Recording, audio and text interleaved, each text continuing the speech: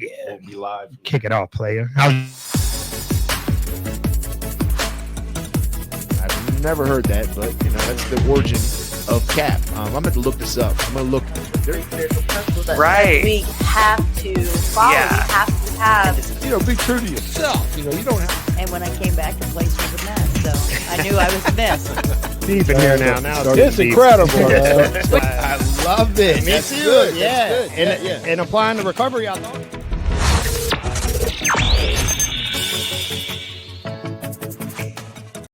Kick it. What's up, everybody out there on planet Earth? It's your favorite recovery Martian. I did it again because I started a bad habit. It's a good habit. Back here at Recovery Central, 2300 Dumbarton Road, the McShin Foundation, going out live, out into the ether. We have another local, I would say, partner in recovery. Of course, if you watched the last podcast, you'll recognize Jade over there. Woo, woo. Within the neighborhood, Yes. into the neighborhood. Into the neighborhood. Here we go. So obviously, like we're very female heavy today, so I will be getting corrected a lot, and I'm ready for that. Just accept it. I need it. Should we just walk away now? No, you've already walked in. All right.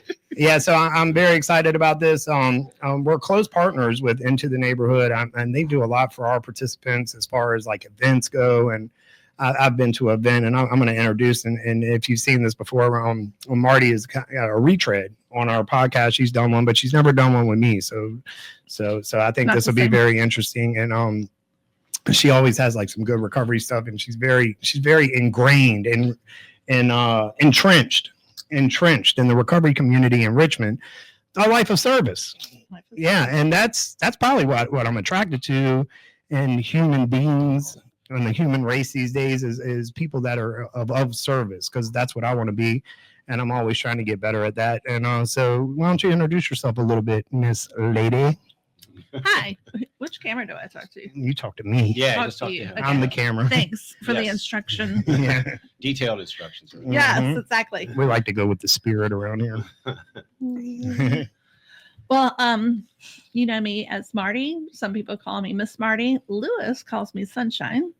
But I am the executive director and founder of Into the Neighborhood. Put the 2 in there. Put the 2 this time. Oh yeah. Yeah, that into the neighborhood. We are a nonprofit that is just working to love and our neighbor. We are Christian people, but we are not out there Bible pounding people saying you got to believe what we believe Yeah. in order to receive services or anything along those lines. We just feel like Jesus says, love me and love people, love your neighbor. And so that's what we're about. 20 years ago, I moved into the inner city of Richmond, and where it felt like drug deals were happening on every corner and women prostituting. And that was really my immersion into this community as we just started loving folks and learning about their lives and serving people. Lewis and I both come from families that have had family members who struggle with addiction. And so we have our own lived experiences. And so we are just about loving our neighbor. I love that. And there's a lot to unpack there. And that's exactly what we're going to do right now. And just for the viewers that didn't see the last podcast, which I would encourage you to go check that out. And if you're feeling generous, like, comment, share, even if it's Trav is awesome, I'll take that. And Or Jade is awesome. Or Jade is awesome. Yes. And that's that's called a segue. And so just if they hadn't seen that, I was going to let Miss, well, y'all already know they spoiled the surprise. Thank you, ladies. And Jade, just a little bit, recap a little bit about to the people about who you are. You're probably internet famous right now. I wouldn't say viral, but if there's a word like right under viral, I think we're right there. Sub-viral. Sub-viral. There we go. Sub-viral. And I like that because like Sub Pop, Yes. one of our favorite record labels, me and Steve. All right, give us a little 1-2 over there. All right. I'm Jade. I work with Marti, of course, at Into the Neighborhood. Sadly, today was my last day here at McShin. And we all, Aw. Yeah, but I'm going to be back to visit. I'm already making plans to come back and visit next month. I have a similar story to Marti. I grew up around a lot of substance use and now I grew up around a lot of recovery, and I think that makes a big part of who I am today. And it pushed me to go into the field that I'm going into with psychology. That's right. That's right. And it is a sad day for McShin. On top of that, of course, Into the Neighborhood, it will continue. They do groups. They do co-ed groups here. We're so appreciative of them. Marty and her interns, man, what a wonderful job and opportunity, the internships that you have over there, Marty. I mean, introducing people to recovery and introducing the people that you've introduced to the newcomer, man. It's so helpful here. And just they were downstairs having a celebration. Marty always does it big. She had the good sandwiches and everything to send Jade off in style. And we're going to miss you around here, Jade. The service that, on behalf of myself and McShin, or me saying it on behalf of McShin, we want to thank you for your service that you provided. The ladies love you here. The guys love you here, as well as they do Marty. It's a fan favorite around here. As groups, they're always really well thought out and giving people a perception. But Marty, just getting into you because this is your day. You're welcome. I give my attention in doses, and you definitely have mine right now. And when you were just saying, when you gave like a good little intro right there, and so. Is that what got you into so you said you moved to the Richmond area, and then you just, what was the desire to start providing the services that you started? I mean, what was the need that you saw that you felt that you and Lewis could contribute to? Sure. So I grew up in the Richmond area, but did not live in the city. And so I moved into the inner city, just half a mile north of Gilpin Court. And from the get-go, I started just paying attention to what was happening around me, and great, beautiful, historic homes, and mainly around turn of the century, 1900. But yet also, I see the family fragmentation. I see the women and the men on the streets, and the drug deals transpiring. And I had not grown up in that environment, and I could see it happening. And I'm like, I got some of it. And then they just kind of took me under my wing when Lewis came in, and we started dating. And on our fourth date, a guy got shot 9 times outside the back door. And we went out and gave first aid, and he had been shot in the chest, the shoulder, the thigh, the hand, and 5 times to the gut. And we prayed for him and gave him first aid, called 911, and he lived. But when miracles happen every day. Yes. Yeah.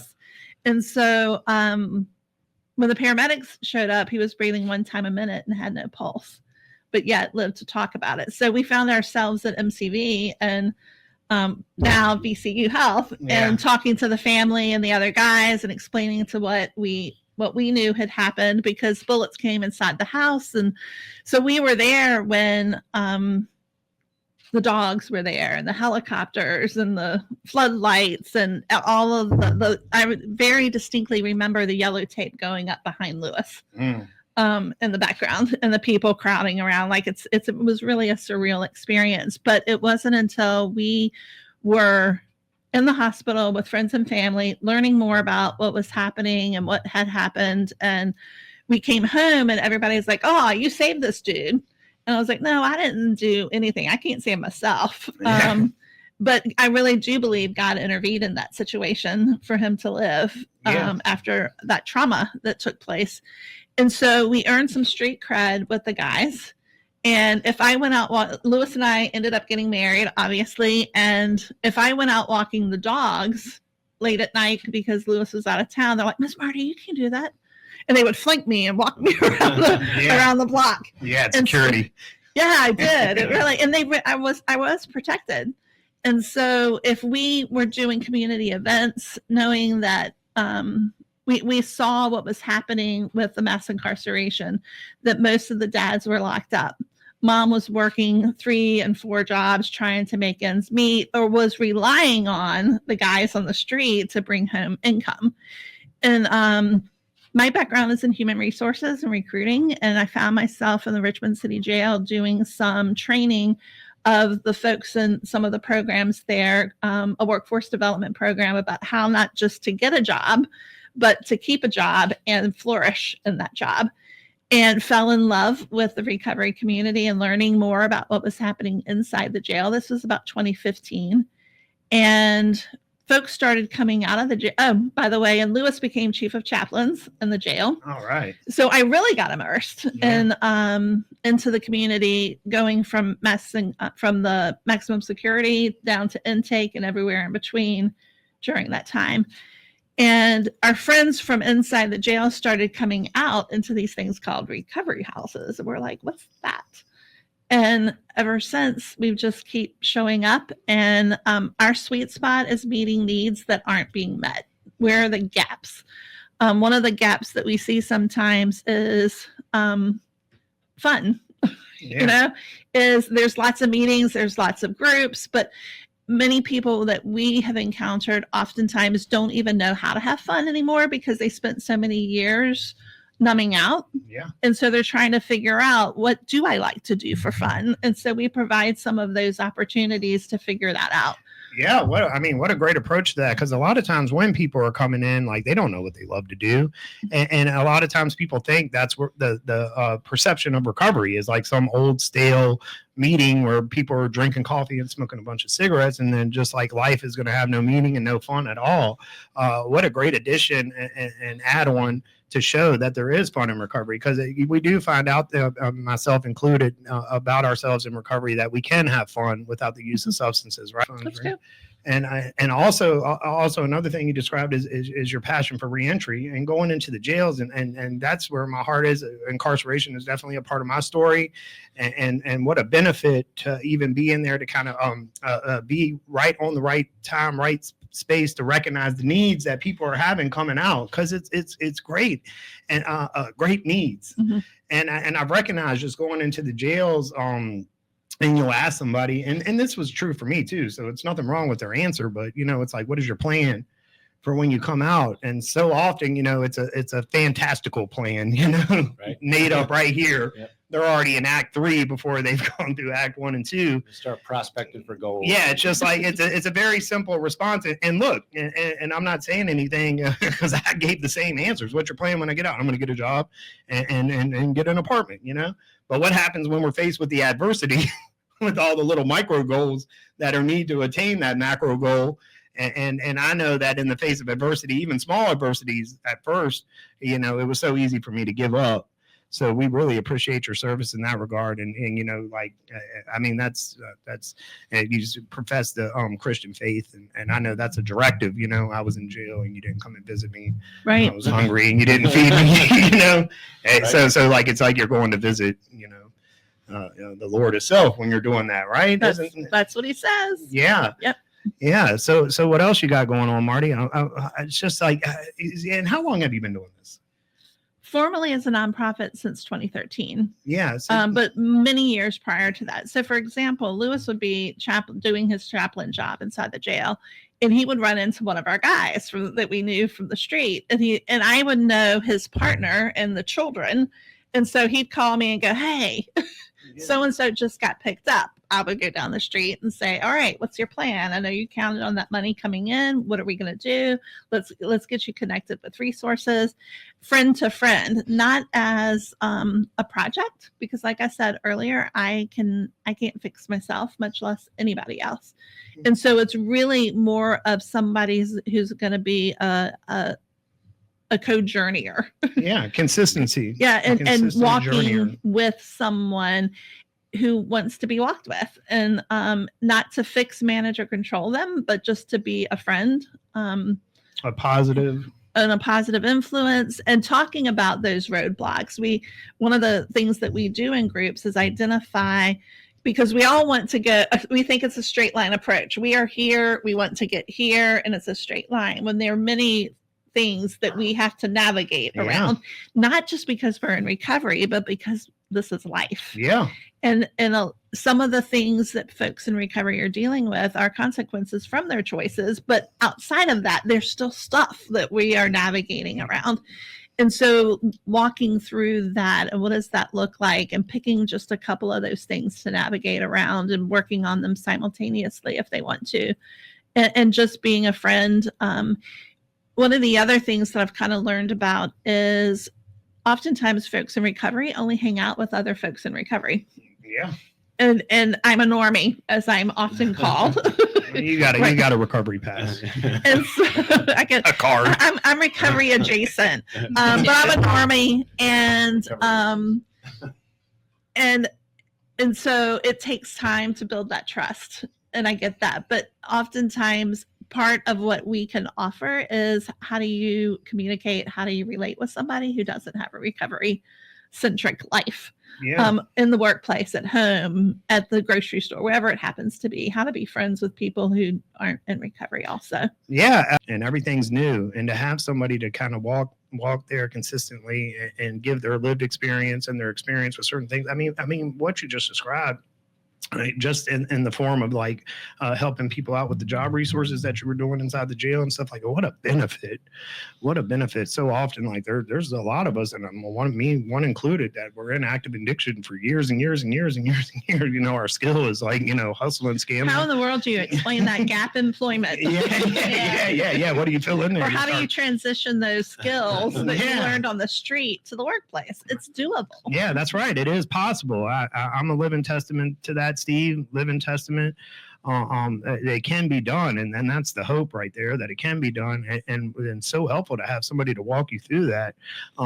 We'll go back because I want to hit a little bit of what you got going on. Like, I want you to describe some of these Slingshot events, because yeah, because Steve loves those. Yeah, listen. Fun and recovery. Crucial, vital. You got to have it. Any kind of positive replacement, because you spend all your years doing negative stuff, and not to be repetitive, but you don't know what you love to do. You don't know what to like. I thought about that oftentimes myself, like, what is my hobby? You know what I mean? What can I do? Can I really do this and have fun and not need the use of substances to be outgoing and laugh and jovial? And the answer turns out to be yes, but starting from square one, and if you're in like a 28-day program, or you just started in sober living, and you're kind of guiding through and looking for something, what does like Into the Neighborhood have to offer? I know, but I want to hear you. Sure. So we started doing things about 2018-19, art and recovery with, it was co-ed initially. We were just experimenting. And it's bringing people and volunteers together around art, because none of us are really professionals. And so why not all even playing field, do art together? And we were in partnership with Make Creative Studio, and COVID comes along, and we're like, okay, we're nimble here. What are we going to do? So we started doing art and recovery at the women's houses, and outside we'd get pizza and different things and just play with paint or art projects, whatever it happened to be. And the guys got really ticked at us. They're like, well, what about us? What are we, chopped liver? Why are you leaving us out? Exactly. And so after talking with a number of guys and throwing some ideas around, again, another experimentation, we just threw something together that we call Slingshot. And it's an opportunity for men once a month to come together. We have usually somewhere between 40 and 50 guys and about 10 or 15 volunteers that come in for a couple of hours on a Saturday at various locations, different partners, anything from Shockoe Bottom CrossFit to Second Baptist in the West End, Journey Church down in Chesterfield, just different locations where they have a parking lot or they may have a full gym. So it varies depending upon where we are and what they have available. So Second Baptist has a full gym. So we've got a half-court basketball, we've got pickleball, cornhole, a corner for guys just to chill in and read if they want to, knowing that some people may have just come off out of jail or off the street and may just need to detox and need to take a nap. Then they've got a safe place to do that. Also a place to explore art, realizing that all men love sports related things. And so we have a table set up to do usually. Yeah, we have artists on the squad too. Yeah, we know, Steve. Quite a few. And so it's an opportunity for people just to create and to do something. Meanwhile, we're also stigma busting at the same time. That's right. Because our volunteers don't necessarily have any familiarity with folks in addiction. And so that's where I really come in. The volunteers are spending time with people in recovery. I then spend time with the volunteers to say, process with them because they're like, I didn't realize that they aren't that different than me. And I'm like, they are really no different than you. Yeah. Yeah. And so, and they're like, yeah. And so it's so fun to see the recovery guys have fun and have a great time and be transformed. But it's also that stigma busting side that I love so much of people not thinking the things that they used to think about our neighbors in recovery. Yeah, that's right. That's right. And all the stigma words that are associated with that. And I can't stand those, and because there are sons, there are daughters, there are brothers, there are mothers, and that's what more accurately identify them to mean. They're survivors. They've been through some stuff. They're not the junkie and the dope fiend. That's right. And everything else. I mean, these are people, and I hate that view of, or I dislike that view of individuals that have substance abuse disorder that have been going through something like they're just robots that are just, and when people still feel bad, even in their active addiction, they're just compelled, and they don't see a way out. And so to have that word, and then when you're in recovery, those words don't even define you anymore anyway. Right. You're in recovery now. You're thinking different. You're walking different. You're talking different, or in the process of doing that, the transformation. And so I love that. Yeah. Stigma bust away. If you need an extra baseball bat, we have one. I love that, Marty. And Marty, I'm gonna give you the ultimate, because she explained some of the events she does right there, but she does a lot more. The first thing that I ever was associated with Marty, besides just talking to her in the parking lot and wherever I could see her happily, was she sometimes does an event where different organizations meet Marty at the Diamond, right? For a Squirrels game. But they're not just meeting me. Yeah, well, I understand. Well, tell us a little bit about it. Correct me. Edify me. Please. I'm in the wrong all the time. That's where he lives. This is not the my home. This is not the Miss Marty show. Yeah. I'm just the one that I'm an ideator typically, or I like to explore and do new things. You're the facilitator, though. And then I just bring people along, and there's a ton of people that help make these things happen. I love your humility, but take some credit where I'm trying to give it to you, dang it. For the love. The Marty show, that sounds like a real. Maybe that's a new podcast. Yeah. Maybe I should. The Miss Marty show. Yeah, I mean, we can do that. That little spin-off. Yeah. To me, a Squirrels game is fun in recovery. You know what I mean? But I love baseball anyway. I grew up like I was one of those kids with the baseball cards and all that. But I'm going to give you the ultimate compliment here and take it the right way, because I'm a huge admirer of soccer moms. I think I have one in the making right now with my future wife, fiance. Yeah. And she loves the model of a soccer mom too. She wants to be that. She aspires to be a soccer mom. She's right there at it, and she just wants the Range Rover, and she's gonna have to wait a little while on that. But anyways, instead of the minivan. Yeah, instead of the minivan. Yeah, we don't do minivans. She wants the Range Rover. She thinks that's the ultimate mom mobile, and I agree with her too. I'd love to have a Range Rover too, and maybe we'll get there one day. But listen, while we were there at the baseball game, the Squirrels game that I was fortunate enough to attend with you guys, and then Marty had the cardboard box with all the snacks individually wrapped. Oh, wow. There was chips, and she was distributing them equally to make sure everybody got the right amount of That's the mom coming out. Yeah. We don't need any fights going on. Right. The soccer mom, the baseball mom. Yeah, it was a really awesome event, man. And everybody that came, and it was a few organizations that were there that day. I believe it was True Recovery, possibly, War, and you guys, War, and us guys, and it was a fun event. You still do those kind of things, don't you? Yeah, we actually tried to do it with the women this past Saturday. And did you guys even pay attention to the weather that day? Yeah, I was here. It rained like crazy. They didn't start the game till 9 p.m. So we scrapped it. We just didn't even do it. This is us being nimble again. Yeah. Everybody just came to my house. Yeah. And we ordered pizza and played board games and laughed. I mean, I haven't laughed so hard in my life. It was hysterical. Yeah. We had a blast. That sounds like the basis of recovery too. You got to be able to, what's the word? Nimble. You got to be able to pivot. You got to have plan A's and plan B's and keep it moving and adjust as accordingly and still have fun. And hey, board games and what'd you have? Orange slices? What were y'all eating over there? Pizza. No. Pizza. And candy. Lots of candy. Y'all did it. Get that sugar high. All right. Sugar high and board games. Marty. Yes. I asked Jade this, and we've gone a good amount, and then I think we got, and I love this. I love cross pollination. That's what they call it, and we are definitely entrenched and ingrained and intertwined into the neighborhood. Marty doesn't have that awesome house over there on the what was that, Highland Park area? Barton Heights. Barton Heights, yeah. She moved away from that area. You've taken your talents to Midlothian. Midlothian.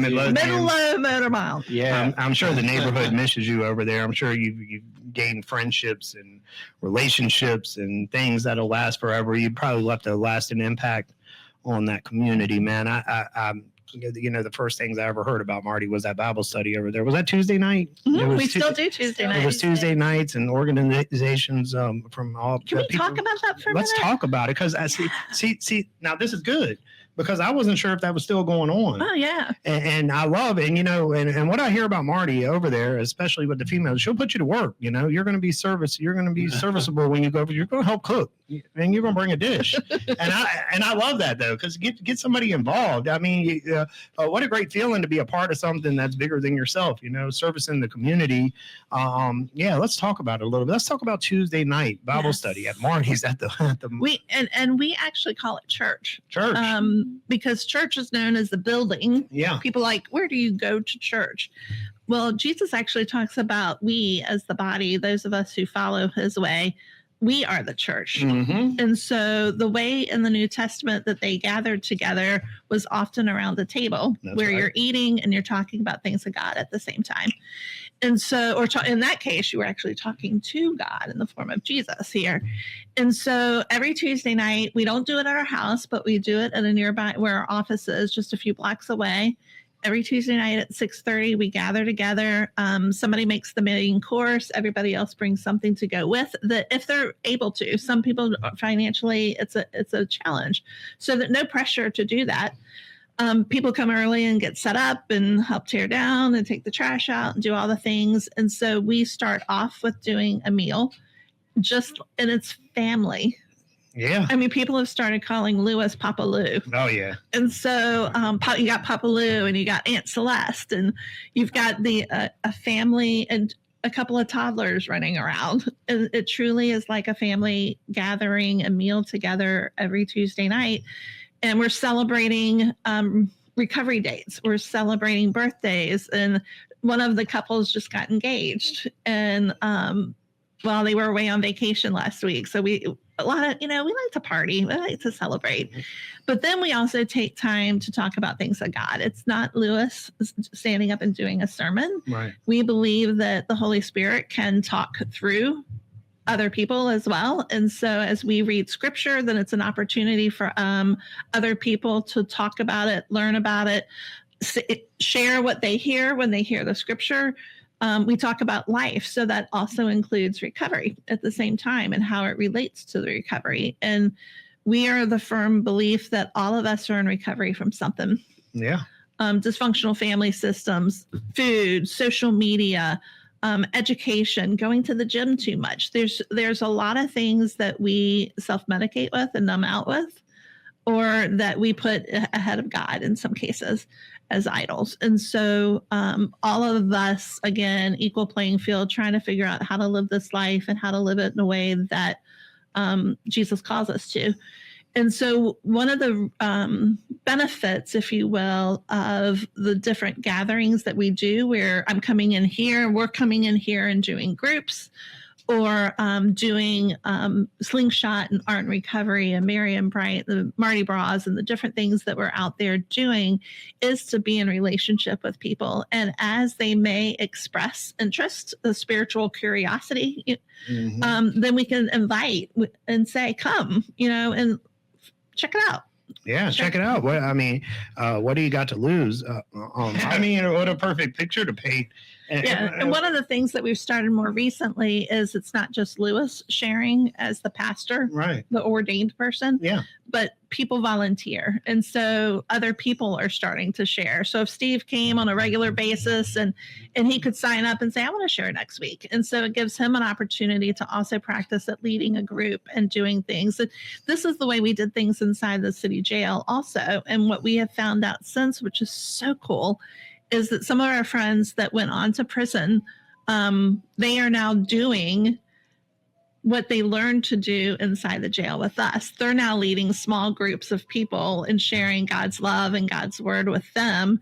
And we're in contact still years later through JPay and communicating with people and encouraging them to in their faith walk from a distance, as well as in life when they're ready to come home. That's right. The ripple effect of recovery and the divine, and we don't know where these things lead to all the time. No. And that you stay in touch with them. And how many lives could that affect positively that you might not even be aware of? That's a beautiful thing. It's a beautiful story. It's a recovery story, and I love it, Marty. And I just there's a couple more questions I got. One I'm going to say at the end. I hit Jade with this at the end of her thing, but what, because like people in recovery and that work in this and that are serviceable, I mean, they have a desire for humanity, and they have a desire for this work. It's got to be a love. I mean, you're not going to get rich doing this thing, and it's got to be something extra. And you've been doing this for a number of years now. What keeps those flames, fired up? Where's the desire at? Where's that come from, Marty? I can only say it comes from God. Hey, good answer. I cannot. There are times, of course, that I've tried doing this in my own strength and I get burned out. Oh, yeah. And then that's when I have to realize, and also just setting good boundaries at times as well, of just saying, no, I'm going to put my phone in the glove box for the weekend and tuck it away and not answer it, and I'll be back. And you remind us too to set those boundaries, like to help us not to burn out as interns as well. Like just at lunch yesterday, Marty was like, you can say no. Yeah. Like you don't have to say yes. I mean, it's a thing. It's a thing, particularly in this field, compassion fatigue, burnout, and that's recovery 101 too. Doing like a systems check on yourself to make sure you're all right, and giving yourself that time, because you're pouring into people nonstop.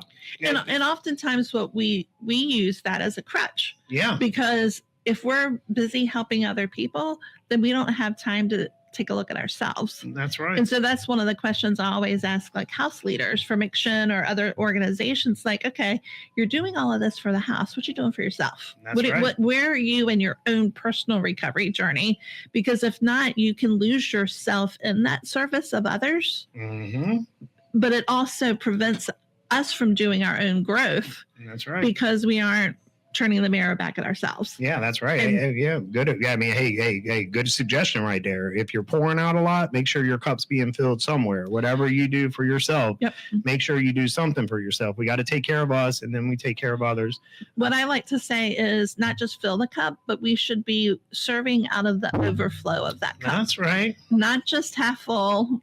If we're half full, then we're depleted. Not just full, but out of the overflow is where we should be serving. Oh, I love it. She Overflow. has the best cup metaphor. Yeah. I've tried to replicate it so many times and I can't, with like the holes and the patching. And then someone asked in one meeting, can you just get a new cup? And Marty's like, no, you can't just get a new cup.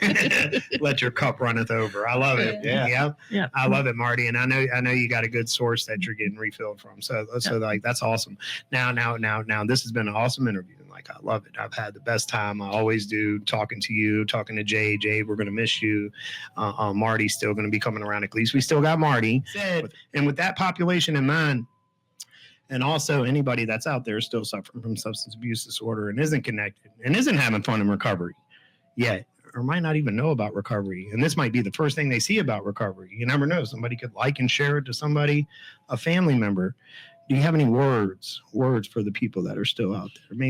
Maybe some words of inspiration, advice, a suggestion, a hope shot, anything along those lines, Marty? to the sound of the ice cream truck in the back. I was just gonna say, It's free ice cream out there. that's So I was like, is that piping it? So it's outside. yeah, it's Yeah. outside and it's I'm like- waiting on us. Ice cream for all of us. You know We what I should mean? play that during the podcast. I know, Really dude. should. I love that Really. sound. I've been hearing it for like 30 minutes and I've been Yeah. loving it. Anything along those lines, Marty, about somebody who might be out there, might not want to come in yet, might be thinking about it, might be in the I pre-contemplation. was gonna stage. say, moving, Contemplation stage. yeah, they need to move into contemplation. Yeah, what do you think? Give them something, Marty. Give them give some of those many years of wisdom and words and overflowing cups of water words now. Give them something, Marty. They're waiting. Anything. It's nice for you to be in the hot seat and not me this No, time. if he would just shut up long enough, I would share something. All right, go. The floor is yours. The floor's mine for real. Are you sure? Are you sure? The thing I would say is you're worth it. You're loved. You are seen. You're worth the work that it's gonna take to go through recovery. We watch you guys work so hard at changing your life, and know that it's possible.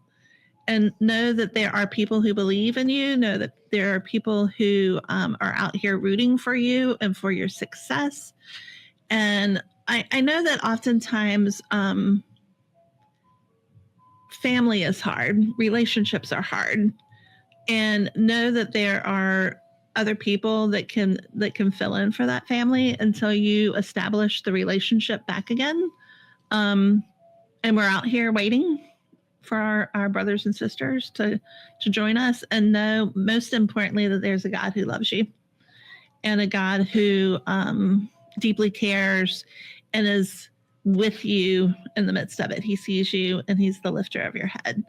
And so you can claim the doorknob as your higher power if you want to, right? But know that there's actually a living, breathing, reigning Father who welcomes you home, just like the Samaritan son story, when his son left and was, hanging around in the pig pen, slopping around, and finally realized, I can go home. And his dad wasn't just sitting there on the porch or going about his business. He was constantly looking. And so to know that there is God the Father who is looking for you to come home, I love the and is prodigal going to son. throw a party. A Is feast, going to throw a spaghetti the- feast, possibly. along with the fatted pig. Yeah, I love that, and you are worth it. If anybody's listening that's in that situation right now, you are worth it. And I know that suffering from this disorder and years on the street and however many bridges you might have burned, and I suffer from low self-worth too. Everybody with substance abuse disorder usually does, inflated ego or low self-worth. And it might be hard to see, and usually other people see it before you do. But if you're still got breath in your lungs when so many other people have fell to this disease, then you're worth it to somebody, and it could be that higher. And there's power that Marty's talking nothing, about. and God's word says there is nothing that can separate you from the love of God. And so if I can remind somebody that nothing you have done, nothing you're doing, nothing you will do will separate you from that love, and there's nothing you have to do to gain it. You don't have to work for it. You don't have to strive for it. It's just there, free for the taking. So I get why people tilt their heads, right? Mhm. I get why people say, what's in it? Because we're so used to people wanting something in return, and it's not there. Well said, Marty, and I love it. And hey, and Marty I couldn't have said it better myself. Come on in. Come on where the love's at. Come on in. Don't stay out there. You don't have to. There's plenty of resources. There's Into the Neighborhood. There's the McShin Foundation and many, many, many others. I'm not trying to leave any out, but what I'm trying to say is there's a place for you. And all you got to do is step forward. I heard this, man. One time it was the most beautifully well stated thing I ever heard in a meeting, and it said, God is found on the other side of willingness. So all you have to do is have the willingness to take that step. Work through that fear, take that step. We love you all out there. Jay, you got any one or two words? I don't know. I feel like I outdid myself at the end of the last podcast. You really did. That's I hard to used top. all my words Yeah. words of wisdom. The only thing that was really coming to mind when y'all were talking is like drive-by joy is another thing that we do, and she knows that's my favorite thing in the world because it's not just. Is it more favorite than McShin? I don't know. Maybe it's No, I don't know Drive by Joy. we've done it once or twice now, and I wish like we had the ability to do it more often. But Sharice and who was the fella that was with us last time? He was there. We had the Easter Bunny with us in the back of the convertible and drove through VCU campus, just handing out happiness, drive by joy, candy, pictures with the We Easter came in Bunny. here. Oh We were yeah, here. I remember that. I just missed it. Yeah. I was so Yeah, it was a drive by and it was a walk in. It was some walk in joy There was a also. walk-in You did joy, too. Journey House as well, right? Yep. And Imagine the Freedom, and Gilpin Court. We were all Gilpin over the Court city. was the best. No offense to VCU campus or anything, my people over there, but Gilpin Court was the best. The kids were just like so happy, and I think like just bringing joy to people, because like to be honest, I was not in a great mood that day. I was, stressed about school. I had just been here that morning. Like it was just a long week. And after that, like I was just happy for hours later. Just bringing joy to others sometimes can help you find joy in yourself as well. Look at that. Well said. There we go. Jade, we want to say farewell. We love you. Thank you for your service here. The crowd goes Crowd wild. goes wild. You definitely made an impact while you were here. You made a lot of friends, lasting relationships, and maybe a few doors get open because of it. I love it. The journey goes on to spread the joy and the love. Marty and Jay, thank you for joining us today. And this was an awesome interview.